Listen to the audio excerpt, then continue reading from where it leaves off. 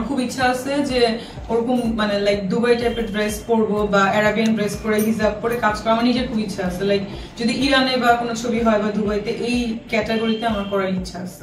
আমার কখনোই সিঙ্গেল কাটে না ভালোবাসা দিবসে, আমার জন্য প্রতিদিনই ভালোবাসা দিবস।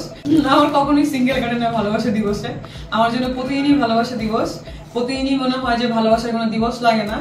সো হ্যাঁ, ওয়ার্ল্ড ওয়াইড একটা স্পেশাল ডে করেছে যে হ্যাঁ ভালোবাসা দিবস এদিন করবে সবাই পালন, বাট আমার কোনো স্পেশাল ডে লাগে না। এভরিডে ইজ ভালোবাসা দিবস। এখন তো আসলে ডিজিটাল বেস সবই, মানুষ আসলে মানে হলেও খুব কম যাচ্ছে, সবাই আসলে ওটিটি পছন্দ করে। সো ওটিটির কাজ আমার মনে হয় করাটা বেটার। এই জন্য অফার আগে ছিল, করা হয়নি, বাট এখন আসলে এটাই করতে চাচ্ছি আপাতত।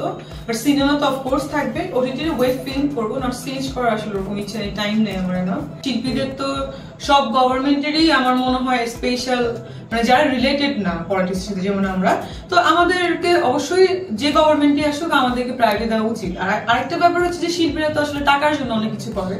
কিছু শিল্পী আছে হ্যাঁ হয়তো বা প্রমোশনে যায়, আমাকেও পেমেন্ট করলে হয়তো বা আমিও যেতাম, বাট আমার সময় হয়নি বলে আমি কোনো দলের প্রমোশনে কখনো যাইনি।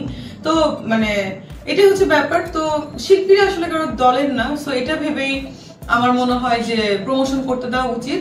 আমি আলোচনায় কখনো থাকতে চাইনি, আলোচনা হয়ে গেছে। অনেকে আছে যে ভাইরাল হতে চাই বিভিন্ন টকিং করে, বাট আমি এরকম কিছু করিনি, বাট হয়ে গেছে।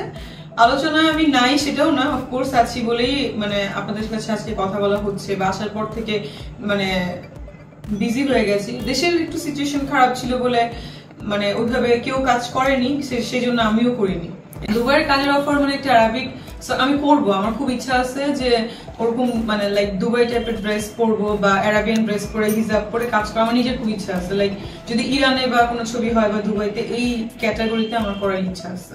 ইরান বলেন, ইরাক বলেন, সৌদি আরব বলেন, বা এখন তো সৌদি আরবেও কালচার চেঞ্জ হচ্ছে। দুবাই তো অনেক মানে আরাবিয়ান কান্ট্রি, আমি থেকে আসছি, বা কি বলে, তো এখানে তো সিনেমা কিন্তু সব দেশেই হয়, কালচার মানে কালচারাল মিডিয়া কিন্তু সব দেশেই আছে তাদের ওয়েতে। সো আমার মনে হয় যে হয়তোবা কিছু ড্রেস আপের কারণে হয়তোবা এটাকে পোস্টপন করা হচ্ছে। সেই ড্রেস আপ গুলো হয়তোবা যদি শালীনভাবে করে যাওয়া, মানে আমাদের যদি রেস্ট্রিকশন দেয় যে এইভাবেই পড়তে হবে, ওকে প্রবলেম নেই, বাট আমাদেরকে কাজ করতে দেওয়াটা উচিত আমি মনে করি সবারই, যে গ্রুপই আসুক। কারণ আমরা তো আসলে মানে আমাদের তো এটা করতে হয়, আমাদের এটাই আমাদের প্রফেশন, আমরা তো কিছু করতে পারবো না এর বাইরে।